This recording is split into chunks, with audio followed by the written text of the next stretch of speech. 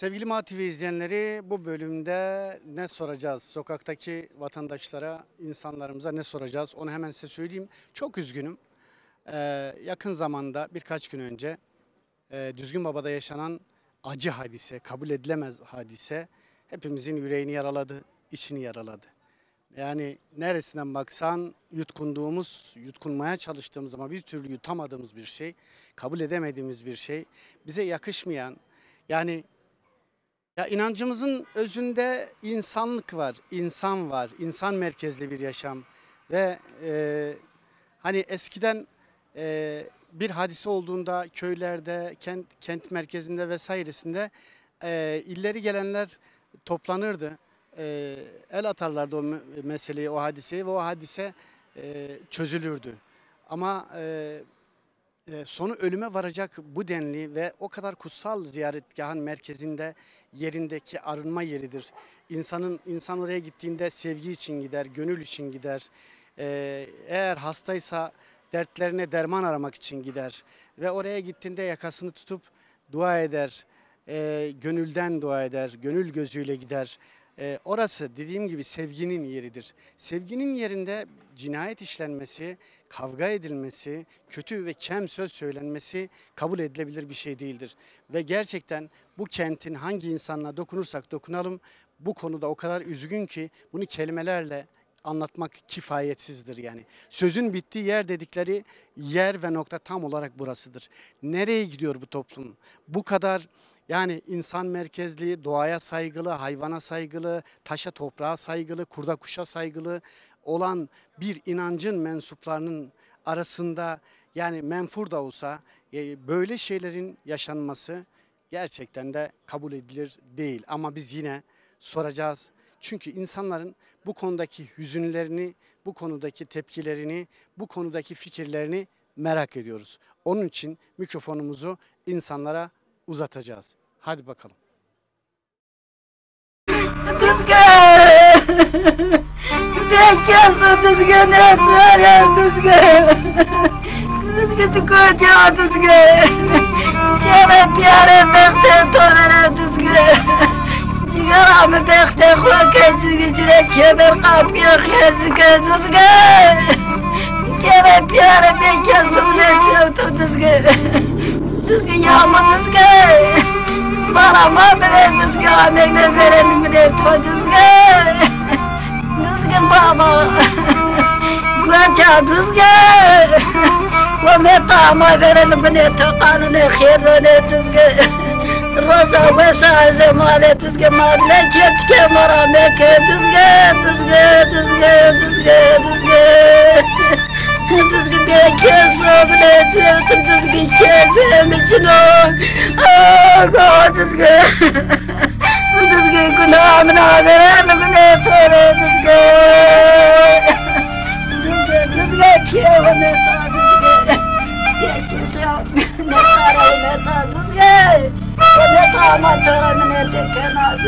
Dışında bilmiyorum, bizim mesela Berlin'de de cemevimiz var, böyle bir şey yok. Evet, Berlin'de yaşıyorsunuz. Tabii Berlin'de yaşıyor. Biz yardım da ediyoruz, destek de veriyoruz. Yani üyeyiz de, biz en azından 3000 tane üyemiz var, yani hiçbir zorluk çekmiyoruz. Hepsi kardeş gibiyiz, kahvaltı yapıyoruz, beraber yapıyoruz, satıyoruz. Cemevinde faydamız oluyor ama burada öyle değil abi. Evet. Gidiyorsun cemevine, para nedir, orada bir kumbara yapmış, atıyor oraya kumbarayı. Tabii akşam oldu mu ne yaptı, böyle kurban kesiliyor. Ben hiç görmedim, ben de gittim. Ben en azından her sene 2 sefer gidiyorum. Bütün çocuk, yani 6 tane çocuğum var. Bütün çocuklarım geldiği zaman hepsini getirdim, orada kurban da kesmişim. Yani yanındaki insanlara kurban verip sadece biz nedir, belli miktar veriyoruz, o diğerini alıp komşularımıza getiriyoruz. Yani bu siyasi politik yapısının bu düzeye gelmesi yani kötü bir olaydır. Biz bunu tavsiye etmiyoruz yani. 3-5 kişi kalkıp da böyle bu tip olaylar yapılması bu Dersim halkına mal ediliyor. Dersim toplumuna mal ediliyor. Yani ne olursa olsun Yani bu aslında iş insan öldürecek olmamalıydı. derecede Yani insanların karşılıklı konuşsaylar da yani silahın neyle çözebilir? ölüm son seçenek bile olmamalı. Olmamalıdır. İnsanlar onu yapmamalıydı. Bunu konuşmalıydı. Toplumun değişik katmerlerine gitmeliydi. Bunu tartışmalıydı. Yani niye sen kalkıyorsun bu insanlara? Peki gerçekten olayı duyduğunda Ben Ne dedin? Yani hani çünkü orası bizim için çok kıymetli. Kesinlikle ben bunu şahsen dedim, yazık oldu yani. Bize yazık oldu. İnanç yerlerimizdir. Bir daha rahat gidebilir misin? Ya gidersen içinde bir burukluk yaşıyorsun yani. Yani mi? Evet. tabii bir burukluk yaşıyorsun. Bak burada böyle bir şey oldu. Onun acısını yüreğinde hissedebiliyorsun yani. Olmaz olur mu yani? Yarın ben bir yere gittiğim zaman bize derlerdi ya. Ya sizin baba da böyle oldu. Ya yok, bir iki kişinin yaptığı şey bu, ona mal edilmemelidir yani. Ona sen kesinlikle mal edemezsin yani. Bir iki kişi kalkıp da bir toplumun değerlerine, kıymetlerine, siyasi ve politik yapısına etmemelidir yani. Onların yaptığı da tavsiye etmiyoruz. Bu kesinlikle yanlıştır. Bu kesinlikle toplum dışı bir olaydır. Biz bunu kınıyoruz kardeşim yani. Cemevi orası hep herkesin yeridir ya. Arınma yeridir, değil mi? Arınma Gönül yeridir. yeridir, Biliyorsun, sevgi yeridir. Seviyorsun, seviliyorsun, yerine göre ağlıyorsun, yerine göre şey yapıyorsun, inanç kuruyorsun. Yani İyi bir şey. Davranıyor. O hiç olmayacak bir şey. Ben açık söyleyeyim. Yani isterse düşman olsa düşmanı nüksen. Geç git. Ama sonra uzak, sonra ibadet yeri zümrüt seni. Orayı sütürüyor. Yani mesela vacıma gidip yanına hure seker deniyor. Kotunu vursa ardını vuruyor. Berini zamat yenir o. Sonra bu ölen adam da yani çık bir insan yok. Yaşar iyi bir hemşeri. Ölenleri tanıyorsun değil mi? Ben tanıyorum. Ablacığım şöyle geçsin. Yaşar'ı tanıyorum ben. Ya çok yakın, samimi arkadaşım. Yani niye ya üç kişi Yok, uza Şu öne eve rındiye sonra hemen rındaki Ondan yere sonra. sonra matazmin bu kişi. Hayır. Bu hiç hissedilmiyor yani. Birkaç zara tu sikiya. Dezen oynamaz zara. Dezen tabii ya herkes söylüyor, herkes. Hissedilmiyor yani. Hani nasıl beteri bir yani. Nasıl ne beter? Doğrusu bravo bu kişi ya. Beraber aynı kişi.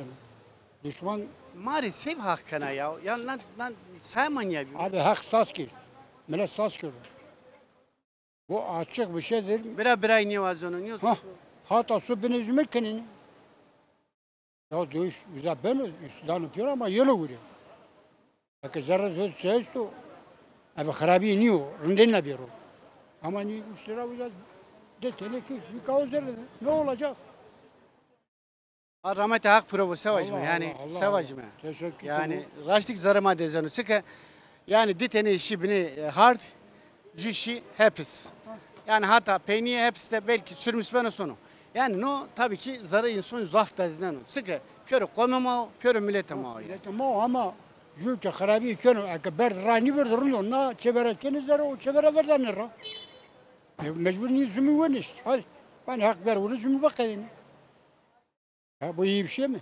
Yani bira 2 sene ama. Ha?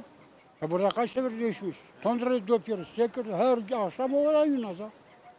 Vajne ka hak onca hak ama jia khere var. Jia khere var. Jua khere var. Ya seviyor nika millet Ahmet Devu ora abi piyoro Devuna kır tol şi nika Ahmet Devu sevata hegay nane hure sevata Boston nane hure Ne yapıyor o? yani çıkıyor yani. Seferden yapıyor. Şundur burnunu ra. Ya bu iyi bir şey mi? İyi şeyler mi? Nika kamçı teyi verdi ya. Kes teyni ben abi. Çıkı kena pay. Çıkı vena otur kar. Ben bak 70 yaşındayım. Ama gittince geri. Tunceli. O akşam sonunda bina orta ala fethi, beskene fethin birbirini bıçaklamışlar. Olay çıkarmaktan başka bir şey yok. Ora abi millet bir çıkar aramasın ne? Abi millet o zaman rındı, yaşıyım rındı. Yaşıyor saygı yemiyordu. Ne kadar ne ortaları hepsi de aynı. Sıfır. Elde sıfır. Lötede kası var, kötüde kası var. Özümü 40 yılda. Orta pek kalkını madı çütür bini kaç sen ya. Valla vakti pek kalkınmaz. Zofundaki saygı, zofi, sevgi, zofi, öğretmen öyleydi. Her şeye karşı güzel dinimiz, kültürümüz vardı. Şimdi her şey lord porter. Zarayı son dezonu ama. Tabii. Tokunu hesna seker. Yemin ederim ben duydum böyle şok oldum. Yani yazık günah. Ya piyoro mordemi jüni, piyoro biraya jüni. Ya şimdi insan bir dünya malı için insan birbirini öldürür, insan bir şeye basar, insan üzülür ya. Yazık günah değil mi? Karıncaya basınca. Tabii karıncaya bastığın zaman sen üzülürsün. Hayla acaba öldü mü kaldı mı? Yazık günah değil mi insanlara? Seven o peki ne? Vallahi herkesi geri gidiyor. İleri gelmek yok. Bu şartla, bu düzenle, bu şeyle geri gidiyoruz. Peki senin bir önerin var mı ya? Vallahi ne söyleyeyim ablası. Yani mesela sen diyelim ki hani gücün yetseydi, sözün yetseydi ne yapardın? Vallahi gücüm yetseydi eski dönemi getireceydim, saygı getireceydim, huzur getireceydim. Birisi adam öldürüyordu, birisi kapıya gidip onları barıştırıyorlardı. Şimdi öyle bir şey var mı? Şimdi Çocukların var değil mi? He, ben Kaygılanıyor vallahi- musun he. çocukların? Tabii. Ben çocuk, herkes de bizim çocuklarımızdır. Biz istemiyoruz kimseyi öldürsün, kimsenin kalbini kırsın. Yazık günah yani. Bütün insani ve ahlaki değerleri çürüyen toplumlarda ne olur? Her türlü kötülük beklenir. Abi arkadan. Bu öldürmelerden, işte küçük çıkarlar için birbirini yemelerine varıncaya kadar her şey olur. Esas olan bu toplumu bu yozlaşmadan çıkarmasını gerekiyor. Bunda Yüreğimiz acıyor değil mi? elbette tabii yani insan edilebilir olarak bir şey değil. insani değerlerini herkesin yüreği acır. Şimdi burada esas olan kurumlar bu işe el atması lazım. Bunu yıllarca söylüyoruz. Bu toplumda bir yozlaşma var, sistemin bir kültürel kuşatması var. Bunda çıkmak için gerçekten bu hukuktan herkesin üzerine düşeni yapması lazım. Ama ne yazık ki kurumlar küçük hesaplar yapıyorlar. Küçük grupçuklar hesapların peşine koşarken de toplumun esas sorunlarını bir tarafa bırakıyorlar. Dolayısıyla da ne oluyor? İnsanlar bu hale getiriliyor işte. İşin özü bu aslında. Çok üzücü. Evet, Peki maalesef. çözüm ne olabilir? Yani ne Çözüm, önerilebilir? çözüm bu toplum bu yozlaşmada çıkarması için kurumların gerçekten herkesin, dürüst olan herkesin bu işe el atması lazım. Kendi bu değerlerimizin yeniden büyütüp genişletmesi için ve insani ahlaki değerleri en yüksek seviyeye çıkarmasının çaba göstermesi lazım. Bunlar olmadığı sürece hiçbir şey olmaz. Kadir. Kadir bira arış cemhani düzgün babaydı. Dumurdem kışay. Sevana sevatani. Yani mesela haber ama bir yani maza hemkin bir mühim ki. Yani çünkü na velet na her de devresi çünkü ma kızır bu yani ona ne demek çünkü ne işimi be. Yani de sponsor İstanbul'da ona ne demek velet o. Yani İstanbul'a park yerde ama ta. Ama na mesele şu yapıyor yani hemkin bir ki. Zarato deze. Ya zermi deze yani. Millet mavt dedi. Yani hem çünkü hem ki yani isun tutur yani ya ben. Yani millet ma gergin yemem yani. Ecdadı man yani ki yani man yemem. Yani na mesela kırsa gerek komuma bu cenzima bu millet ma gerek na mesela servandır yani. Yani göz merce pek yani ma şimdi cemevi tamam cenaze derdi dünya yine ama ma gerek na mesela servandır yani. Yani tılsım na her de dövüş yani yok. Bivinden ama. Tılsım bir yani tılsım hem hatı mara bir hem hatı kampulur bir hem kendini mesele sürük yaşım yapıyor yani zerri sen ben üstlerden itara. Yani ez İstanbul'a barkerda ama yuta. No de hiç ona yani. Ama zara komu ho. Ya zaman her doku ama zerri kom ama yani nem meselenin ne yaşım yapıyor. Yani bunun keşke yani ezden mi yani bütün ne dinin içi bir işini yapıyor. Çok var. Bera dikkat tutuyor sonra. Naharda Dersim'de pir rayberine maka şovene maname ma khayla itqato kerdvind. Ma jaro hik wara herednay yani günde veren hatanka ma herednay. İnsan tutur ciran kıseno. Mordem kıseno. Seveta mali dinavo, bonvo, seveta avovo. Yani tsibenu bu. İtkada ma da gerek çöğün yanın mebu. Yani ma yani o ki niye uçuyor tufangra şu uzay raven nalat keme. Yani çöğünün gerek mebu. Ama millet ma ki ziravan ki jar diyar belki hussas kert. Ama uzan ya didzan Rusna hakiya ho. Ama jar olarak meher diye. Yani millet olarak meher diye. Dersim'de her millette ortada hain esti. Yani her millet kötü yani. Mırmık cinka hoda zevcini cinka hoda sarrafı dumanı işte yine bile kısano. Ama ma vazem ma kişilerine yani predenera bile ma karşı vecime yani ne vazem içiyor yani. Yani var mı içiyor mundarın yani miro ortama. Yani ortama da fazlen mevo haştiye bu rendiye bir ma sanda o san soruyor tuzuna mana hardı da haştiyara göre can maş yani. Vam yani ma kondak vozme vam har doğru vayrim kerme jarne doğru vayrim kerme ez zokur van yani یک شیه قیا ورته گلنور ده هون اشیره الله الله. خزر صبر اینه دو yani قوم هودو قوم ما دو yani مرده ما نهاردونه yani man ne vazim rozaniya şan reyna ma muslim düzgün baba ama jarno harak meridi ziravan قوم hora tek mineta mina yani nikata وكانه وزا reyna meşiri وزا kurbanهم mebere yani insan jarno hora mer ediyor yani وزا gerek çüyenin mebiyene ama yani bak fazıl ke bir mordem na itikat ke kardvin demek itikat o kardvin ke o tufan ramo uza mordem kıstano biyamene yani zevçene kamera pakutene ya çene bukan yani de mordem bir yerden Yani Yusuf'a kemerek jünen yokunu. Ya, Uza ya, kaso misal khravinik ne? ya yani bir o gerek dire tane bilanı bero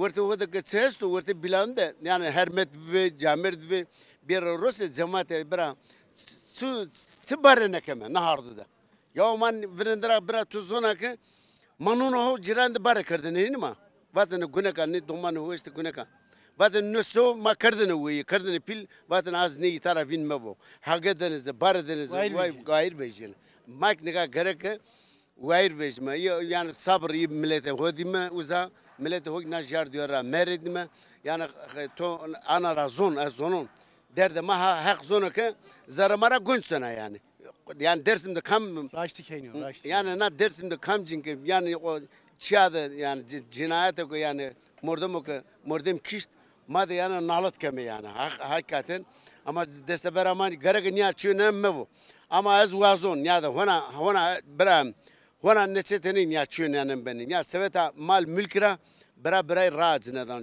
جران راز ندان آواز ندان yani çiğ yani ورته هر وجه حق کنه باره کرمه ما گرگنیا هر چیو باره کرمه قلب جم ما دینا ده برا میمان میا کالی که من هردم مرد کالی که من هردم مرد belki nesi işkencera ama man hard zarne verdi koka man hard dara hak کنه قلبونو جون مكر بس مكر يا جينا توازن برا توازن بيور جيراني بيور موردمي yani o aşırıra, o vano ona aşırıra, o vano nyozo kamu. Ya o kardeşim isma piyore tıkare kadar isma jiyor ya. Ya, heniyor zaten. Nika soluk ceme şiliye vurur ama sera aynı. Naharda pya fethilimi roşta hümete pya yani Viyana'mı roşta hümete astarın ya sevlüden ama sevlü dinarak sonunda fethilimi. Ağusime me naharda döreşte aynı ağusime. Yani gerek her şey o. Aynı o şekilde barekerime, kalbe cümün meskinime, zona jiyo ki yani halefe könöke, hakkana bir merra, zona yani yan nalat kere vurte ora berzi, ciran yani der ciran bir telowe, bazına mordam rınniyor ve ana kul rınniyor, yan niyaz kırvan zimmede nalat kere vurte ora berzi. Ama işte akak o ne kardık, magası sağlık ne da, işte joker var mı, arabra hakkını yani her hafta zem gredana. قومو بیا توپ که جاو که یعنی چیه جموسنه بموسنه هم اتخاذ ماسره هم جارنو ماسره سو مجار گرگ فکر مرا چیه موجیو چیه ده خرابن موجیو yani sonra uza bile mavam kart bile hoda mecere uza ya yani o sene mefedeli ne kadar saat sekura bir uza o befedeli bra ya what's var akraşı bu bra eyvallah hatır be tu bra İşte öyle abik var ki o kısmet kanı velayetçi kısmet de iyi kulu diyan da kavul bu. Ami keramın açma şefile bir am gzeyne mi eski domon vine gosim de o kasemendo PM ravatine ki ero kazım. Çünkü mua tovana mua mı çünkü piye tovana piye mi ero millet fazilesti seytaniyesti nekesti kamine ke kerdene vatene hak nek mara dürbero vatene vatene ka hak gonya mirska vere bir çore mame karo vatene ne ma seveve keş karo ne keş seveve ma karo ama son ke bir seveve son na mesela zof meselere grana na vaş smara daha iyi devam kebe emanet hatıya Quiero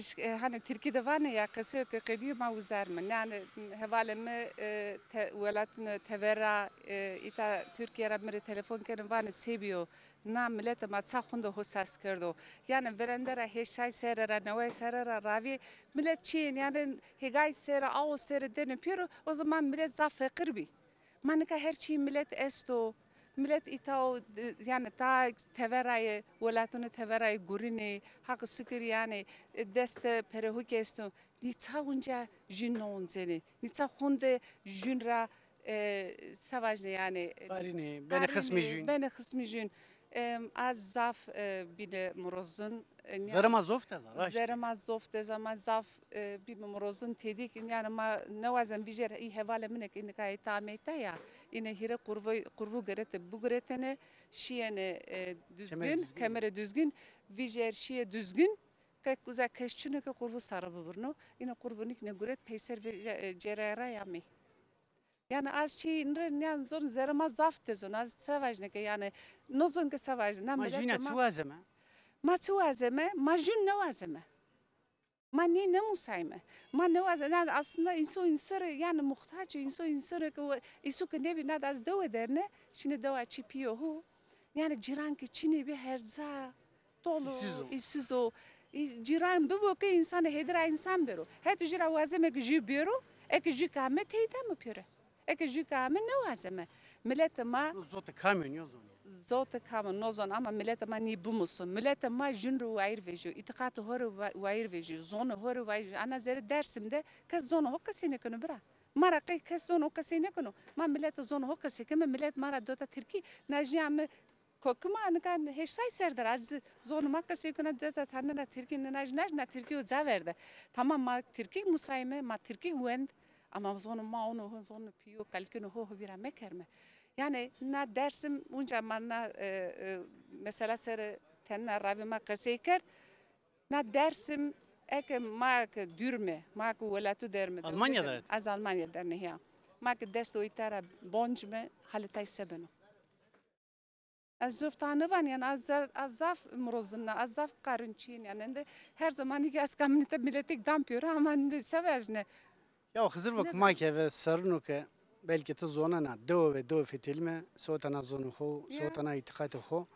yani ma hunde ke vato indi tukamu zonu maru ya vame ke juna tsuazini ya juna neqiye mekere ya da rindiye raştiye rinda rindeki rinda bavka ilke manao itikati manao sma sekene ya tsuazini ya çiş kam sitey verdu yani از اینکه هین وان işte ناو برا گذاریم تنیشترو خانم ادی مردا işte ما دومانن de pia devo de bime pi خود زنت ya hak rajibo işte ha bina her dera addevo de li mesela dera verun rason va yani ay velet razaf has kerdene ha me güzel ga kam teyberdo ma opino ma kam çi teyberdo ya ta indi na indi weşenen buzan indi haşten indi brayen wayen kedi pia bir me tele o khara iyi kama ne wazen zafi ما ماك جود نوازم حالا ما سبنو ya ماك شمك دومونو ما تستر ينتا ماك نيا دند از خورا زونون يعني جن زمان ما دوني ما دود قوغا است دود وكستو ya iyi akli yani iyi ki aklı sevazi ya ماك وازم كي indin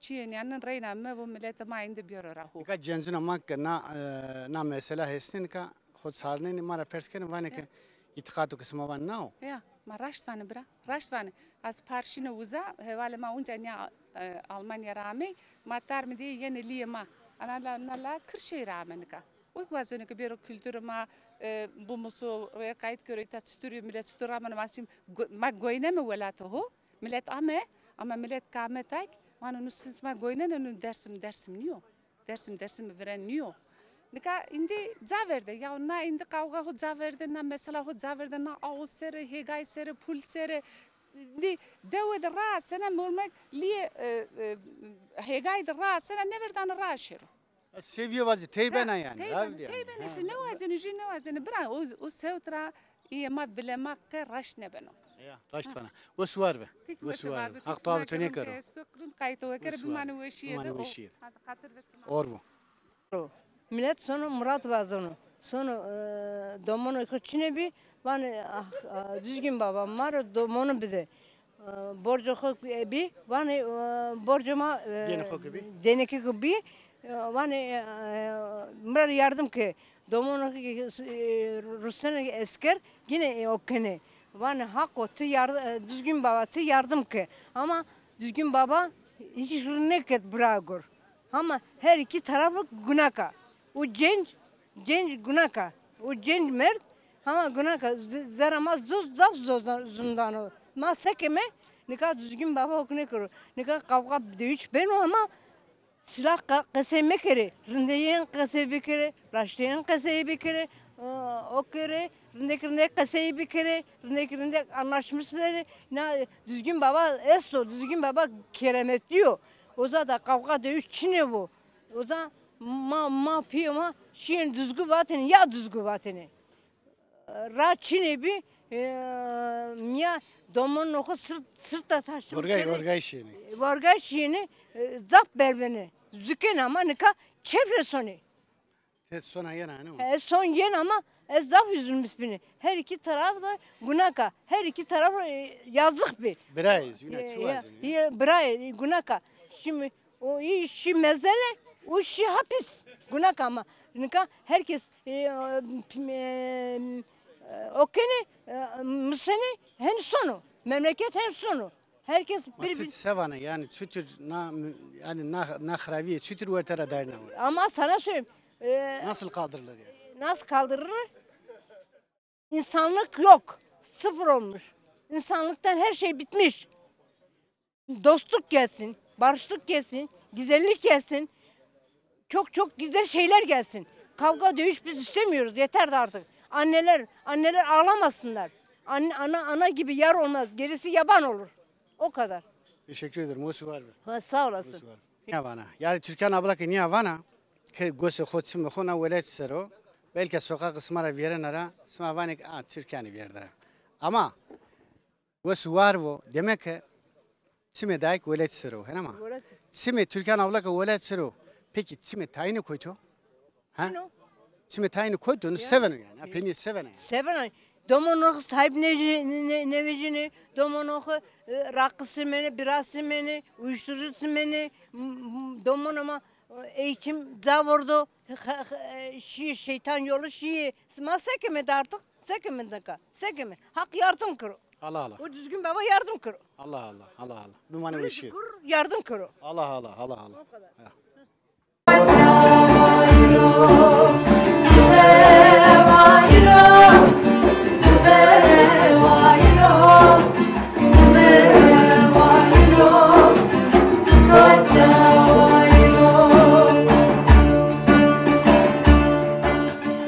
Yani şöyle başta çok üzücü bir olay.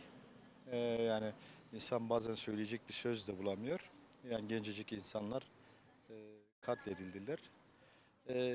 Yani uzun yıllardır aslında daha geçmiş tarihine dönersek bizim orada yani cem evleri yok. Direkt doğayla inancımız yani o dağ kutsal ve o düzgün dağına gidilirdi. Sabah erken insanlar çıplak ayakla giden ya da farklı köylerden, ilçelerden insanlar gelir geceleri orada kalırdı ve geri dönerdi. Şey yoktu yani böyle bir yapı zaten dağ kutsal olduğu için cem evleri falan yoktu. Cem evleri oluştuktan sonra da tabii doğallığında orada insanlar bekliyor, çayını içiyor, kurban kesiyor. Ama şöyle söyleyelim inanç ritüelinde bizde de maalesef özellikle bu inançla ilgili olan gerçek anlamda yol süren Alevilik inancını, Rahak inancını, Dersim inancını sürdüren insanlar biraz uzak duruyorlar. Yani bu tip çalışmalar içerisinde yer almadıkları için tabii yenilemiyor kendini. Yani hata ve eksikleri muhasebe eden, cem tutan, yani cemlerde dara duran, yani bizde cemlerde hata yapan birini dara çıkarırlar. Yani bunların birçok nedeni var tabii. Biz bir seferde bunu anlatamam tabii. Ben de bu kente doğdum, büyüdüm, Düzgün Baba'ya da gittim. Biz başta Dersim'in %90'ı başta dağda işte Düzgün'le, Munzur'la, Golotsetu'yla yani cemevinden ziyade dağdaki o ulu ağaçla, suyla, işte taşla ya da farklı ritüellerle başta bir araya geliyor. Ama burada çok kısa bir söz söylemek istiyorum. Özellikle ileriyi temsil eden bazı kurumlar, Pir Sultan, işte bizi temsil eden işte diyelim DAT var, başka bir sürü böyle daha ileri kurumlarımız var. Bu Dersim'de son yıllarda maalesef herkes kendi görevini yapsa bu sorunlar ortadan kalkar. Yani bir inanç kurumu 1 Mayıs'ta gelip alanda söz talep edeceğine, halbuki oralarda alan araştırması yapsa, oraları ziyaret etse, oranın eksiğine, halk geri yanlarını ileri getirecek, problemleri çözecek işler yapsa bugün bu sonucu yaşamazdık. Yani bu da benim bir eleştirim olsun, özellikle inanç boyutuyla ilgilenen arkadaşlar. Çünkü inançta, bizim inancımızda hiçbir dönem ekonomi ön planda çıkmamıştır, para. Yani para ve siyaset hiçbir zaman belirleyici olmamıştır. Diğer farklı inançlarda bir liderin açıklamasıyla hiç kimse sorgulamadan giderken bizde inanç daha değerlidir, daha kutsal ve daha ağırlığı vardır. Aileler çocuklarıyla gider, dualarını eder, üçüncü bir kişiyi araya koymazlar yani. Üçüncü bir partiyi, siyaseti, farklı alanları.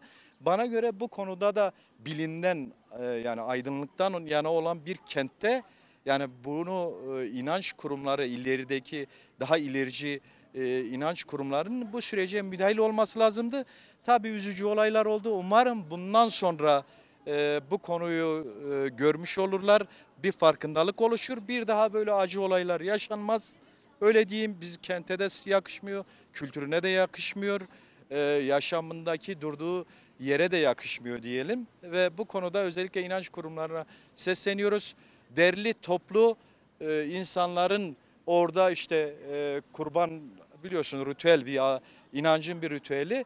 Yani kurbanına bile orada el koyarken ya da farklı bir sürü, yani çok böyle kamuoyunda ayrıntıya girmeye gerek yok ama bunlara müdahale edip derli toplu bir sonuç çıkarabiliriz. Biz sorunlarımızı çözecek erdemdeyiz artık.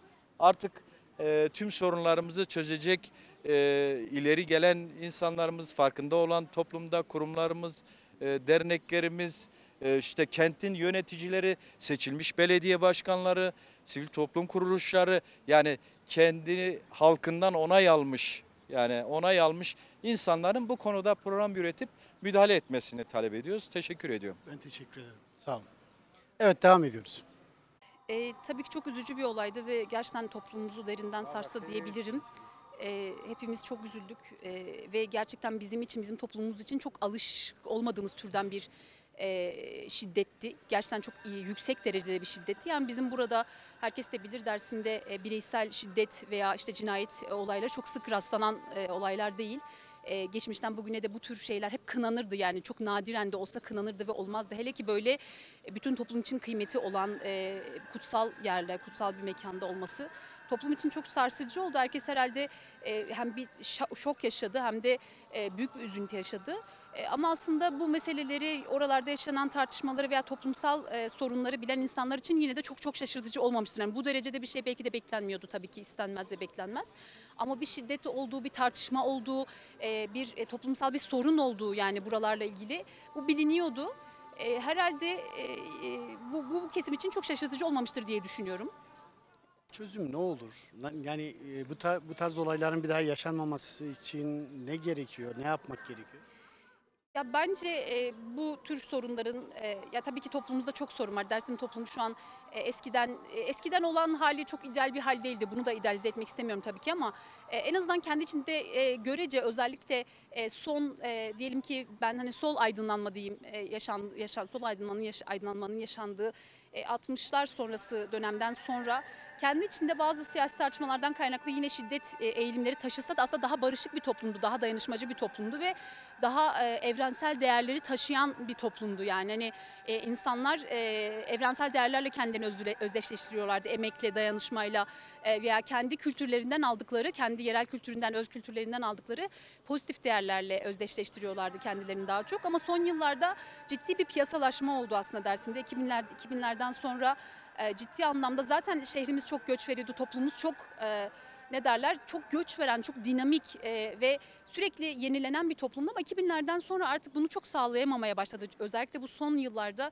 ciddi bir göç. 90'lı yılların da çok büyük bir... Kesinlikle o çatışma ortamının vesaire ama 90'lı yıllar yine kendi içinde toplumun kendi içinde oldukça yine dayanışmacı olduğu, toplumsal güvenin, birlikteliğin ve birliğin, toplumun bir birlik duygusunu Asıl yakalayabildiği. yıkım diyorsunuz 2000'lerden sonra. 2000'lerden sonra bu duyguların çok aşındığını düşünüyorum. Özellikle piyasalaşma, kapitalizmin gelişmesi, sınıfsal segregasyonun artması, yani farklı sınıfların oluşması, farklı işte kentli sınıflar oluştu, yoksul zengin ayrımı arttı. Bütün bunlar aslında toplumda ciddi bir gerilim dinamiği ortaya çıkardı diye düşünüyorum. Toplumsal olarak böyle. Politik olarak da zaten biz çok politize olmuş bir toplumduk ve bu politize olmayı ciddi bir rekabet duygusuyla da yaşıyorduk. Hani politik rekabet de çok güçlü ve bunların hepsi ciddi bir şiddet ve gerilim birikimi yaratıyordu. Bunun da arka planında tabii ki bence dinsel, inançsal anlamda da konuşursak, hani çünkü burası bu mekan bir dini, bir inançsal bir mekandı ve sorunun kaynağında da bu tür bir sorun olduğunu biliyoruz en azından. Bir tartışmadan kaynaklı, o mekanla ilgili bir tartışmadan kaynaklandığını biliyoruz.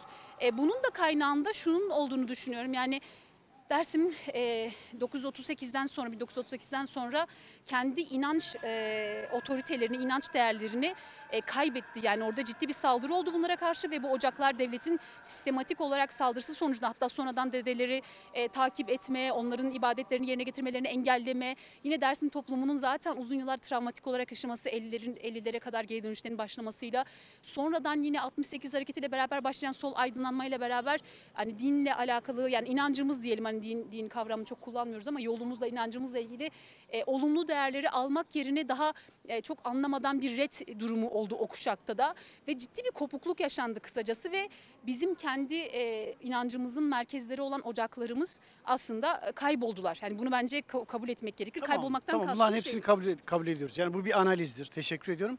Ama şunu soruyorum. Yani ben Çözüm ne?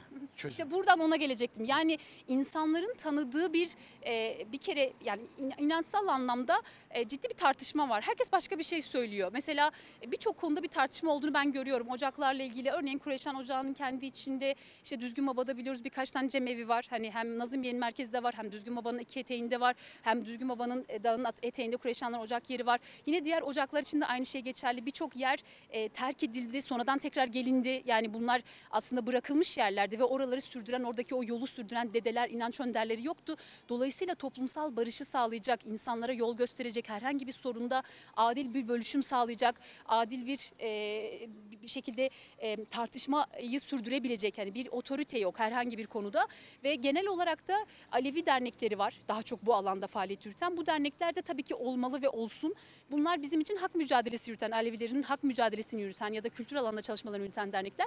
Ama bunlar da büyük oranda politize olmuş durumdalar ve çoğu zaman bir araya gelip hani ortak bir sorunu bir çözmede bir inisiyatif geliştiremiyorlar. Hani bence olması gereken bütün bu kurumların, herkesin kendi bulunduğu noktadan, örneğin farklı Alevi dernekleri var, politik dernekler, işte DAT var ya da işte diyelim ki Dersimlerin yerel dernekleri var, DEDEF gibi kurumlar var veya ocakları temsil eden, şimdi yeniden kurmaya çalışan insanlar var, geri gelmişler. İşte bir şekilde üçüncü kuşak insanlar, bir kısmı hani tam birinden ele almamış, tırnak içinde diyorum, hani gerçekten tam olarak inanç yolunu çok iyi bilmiyordur belki ama belli değerleri edinmiş. Bu insanların hepsinin bir araya gelip bir ortak çözüm bulması gerekiyor ve kendi inancımızla ilgili bizim yeniden bir değerler bütünü yaratmamız gerekiyor. Çünkü çok parçalanmış durumda olduğumuzu düşünüyorum. Aslında inancımızın içinde hakikaten çok güzel, çok dayanışmacı, güzel değerler var. Çok güzel adetler var. Özellikle ben kadınların bu tür şeyleri çok daha iyi sürdürdüğünü düşünüyorum. Doğayla olan o barışık ilişkiyi, dağı kutsal saymayı, ağacı kutsal saymayı, suya saygı göstermeyi, bunları ben aslında yaşlı kadınlarımızda hep görüyorum, yani çalışırken de onlarla çeşitli alan araştırmaları ile ilgili görüşmeler yaptığımda da bence bu tür değerlere sarılmalıyız. Yani belki de bunlar hani biraz da şimdi şey için söyleyeceğim ama mesela Kızılbaş inancının birazcık da küçümsenen başka diyelim ki adetler tarafından, başka inançlar tarafından küçümsenen tarafları. Yani siz dağa tapıyorsunuz, işte ağaca kuşa tapıyorsunuz gibi bir küçümseyişle karşılaşılıyor biraz. Hatta bazen bunu Bektaşi geleneğinden gelen insanlar bile yapabiliyor ama bu bizim işte aslında güçlü yanımız.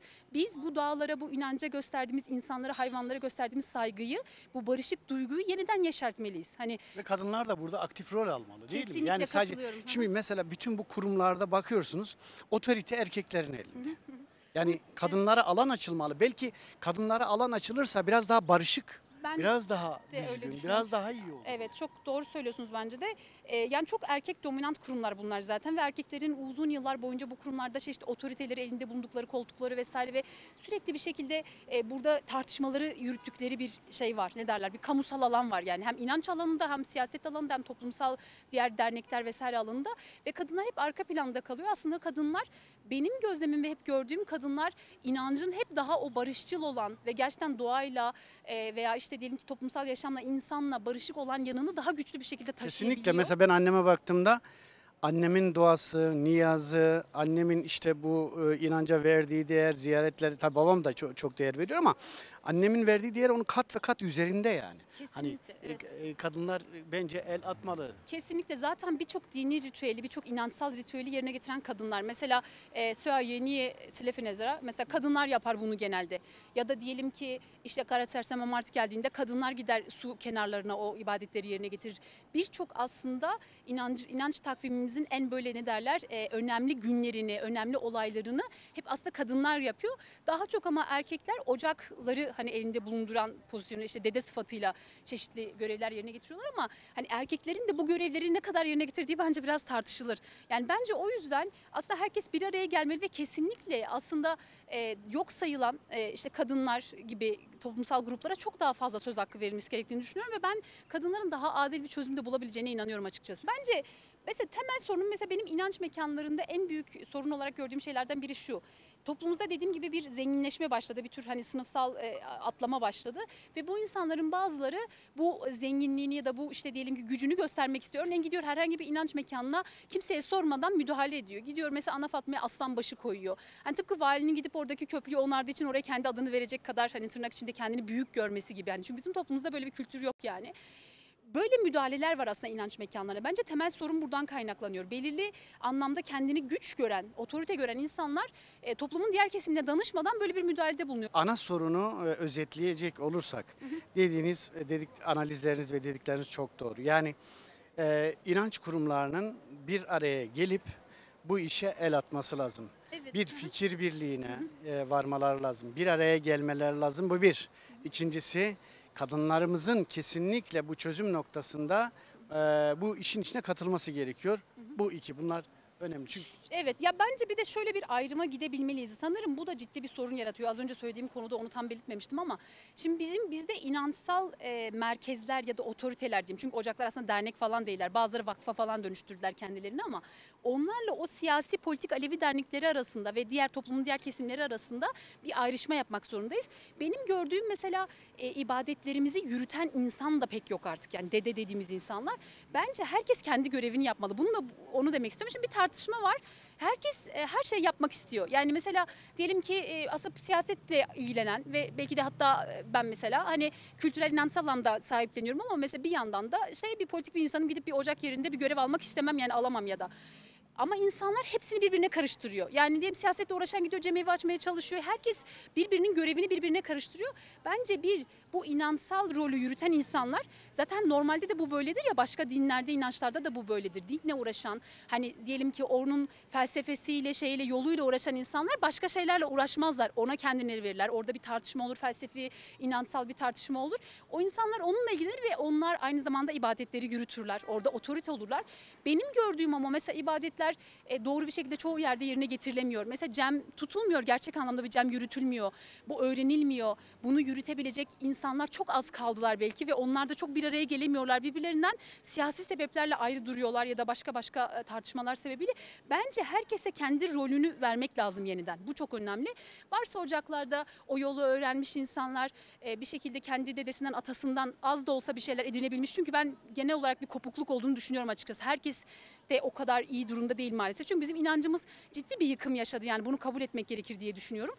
Onların birleşip gerçekten o yolu tekrar kurmaları, diğer insanların da dediğim diğer görevleri yerine getirmeleri, işte diyelim ki kültürel politik hakları için çalışmaları, toplumu örgütlemek için değil mi? İnançsal anlamda çeşitli bayramlarımız, günlerimiz var. Bunları organize etmek için çalışabilirler. Bir sürü şey yapılabilir.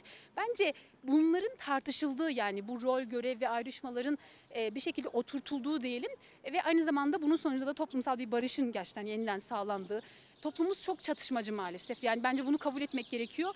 Hani bunu sadece orası için de söylememek gerekir. Hani biz biliyoruz ki biz bunu kabul etmiyoruz, söylemiyoruz dışarıda ama hani burada yaşayan herkes bunu biliyor. Toplumumuzda sürekli bir tartışma var. Herkes birbiriyle tartışıyor, herkes birbiriyle kavgalı. Böyle bir kültürel edimimiz var. Böyle bir tutumumuz, davranışımız var, psikolojimiz var. Belki bu da geçmişten gelen bir şeydir. Hani bunları tartışmak da gerekir. Neden bu kadar agresifiz mesela? Sinirliyiz yani mesela. Gerilimleri arttırma eğilimimiz yüksek.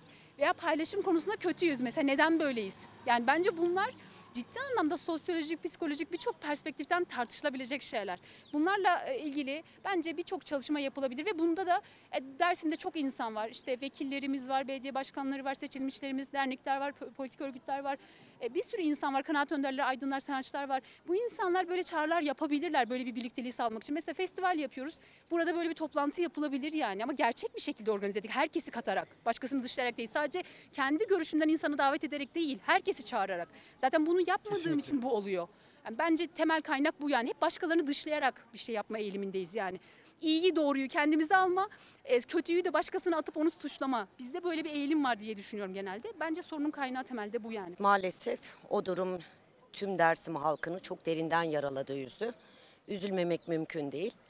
Şimdi iki yönlü bakmak lazım bu meseleye. Birincisi tabii ki önce biz diyoruz ki hep yaşam hakkı kutsaldır. Önce iki canın kaybedilmesi büyük bir acı verdi bizlere. Ama ikinci mesele de şu ki neden acaba böyle inanç yerlerimiz bizim rant alanlarına çevrilmiş durumda? Bu şehrin ileri gelenleri, inanç temsilcileri, yol sürdürenleri bir araya gelmeli. Kesinlikle artık bu konuya dair halkı toplayarak bir bilinçlendirme ve Alevilik inancının özüne uygun olan bilgilendirmeyi yapmaları gerekiyor. Şimdi ben bununla bağlantılı olarak bir şey daha söylemek istiyorum, ilgisi olduğunu düşündüğüm için. Bugün sosyal medyada bir paylaşım gördüm. O paylaşımda şöyle diyordu. Atatürk Siyenk Mahallesi'nde Adıyaman merkezli Ehl-i Beyt İlim Derneği diye bir dernek varmış. Ne yazık ki bizim Dersim halkından da çok bilindik aşina yüzler, kişiler buralara gidip zikir yapıyorlarmış. Şimdi tabii ki benimki şu noktada bir yorum olacak. Eminim o insanlar, eğer bizim şaşıracağımız insanlarsa, ki öyle söyleniyor sosyal medyada, bu insanlar Alevilerin inanç merkezlerine de gidiyorlardır. Buradan şunu kastediyorum, şunu söylemek istiyorum. Bir çıkar ilişkisi, bir rant ilişkisi ya da bir korku ilişkisi var. Bu da riyakarlığı getiriyor beraberinde. Dolayısıyla o insanlar hem oralarda hem buralarda yer alıyorlar. Biraz da bu insanların bu rant kavgası ne yazık ki böylesi çatışmalara, ayrışmalara sebep oluyor diye düşünüyorum. Siyaset yapanlar değil. Yani bu inanç meselesine asla ve asla siyasiler karışmamalı. Bunun üzerinden politika yapılmamalı, politik çıkarlar güdülmemeli. Bu işin ehli, özünde sahipleri kimler? Yol sürdürücüler, inanç temsilcileridir. Dolayısıyla bu görev bu insanlara düşüyor. Bakın ben küçüklüğümde İstanbul'da büyüdüm, doğdum sayılır. Biz orada dahi kurban keserken benim ailem her 12 Mam orucundan sonra kesinlikle eve bir tike et sokmazdı. Sokmazdı. Bunlar ihtiyaç sahiplerine dağıtılır. Benim naçizane önerim, görüşüm şudur. Kesinlikle inanç merkezlerinde kurban kesilmesi yasaklanmalıdır. Bu işi gönülden, inanç temelli yapan insanlara da çağrımdır. Kesinlikle kurbanlarını gidip başka yerde kesip yoksul, gerçekten ihtiyacı olan kişileri tespit ederek bu insanlara ulaştırmaları gerekiyor. Bağışsa orada bir bağış kutusu olur. Elbette çalışanlar, hizmetkarları olacaktır. O inanç kurumlarının var zaten. Bu insanların da hani oradaki ihtiyaçlarını ya da o inanç merkezlerinin ihtiyaçlarını gidermek için bağış atanlar da orada bir kutu oluşturulur, o kutuya atar. Değerli MATV izleyenleri, evet bugün de bu programımızın sonuna geldik. Kentte yine kentin nabzını tuttuk ve geçenlerde yaşanmış olan o kabul edilemez olayla ilgili insanlara mikrofonu uzattık. Aslında yutkunduğumuz ama bir türlü yutamadığımız, dediğim gibi, bir olay, kabul edilemez bir olay. İki insanın hayatı sona erdi ve bir insan da mahpus damına gitti. Burada problemler var ve bu problemlerin çözümü ne olmalı, nasıl çözülmeli ya da nasıl ortadan kaldırılmalı ki dediğimiz gibi buralar insanın gittiği, sevgiyle, aşkla arındığı, kendi ibadetlerini yerine getirdikleri çok önemli inanç merkezi Düzgün Baba ve umarım bir daha böyle şeyler yaşanmaz ve umarım var olan sorunların giderilmesi için yetkili olan ya da yetkisiz olan her kimse toplumun bütün katmanlarını da bu işin içerisine katarak bir çözüm bulunur ve bu çözüm kalıcı hale getirilir ki bir daha böyle bir şey, böyle acı olaylar yaşanmaz. Umudumuz ya da umduğumuz şey budur. O yüzden ben ölenlere rahmet dilerken ailelerine de sabır ve başsağlığı diliyorum. Bir dahaki programda görüşmek üzere. Hoşçakalın. Beklettiler o dizgeciyetine, bekle mahaliyene bilen tabi. Deve piyara ne çare bekle dizge. Bekeşe dizge.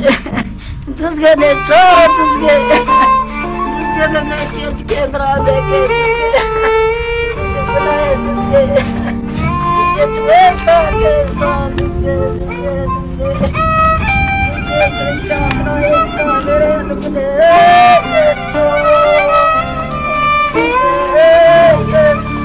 Yeah.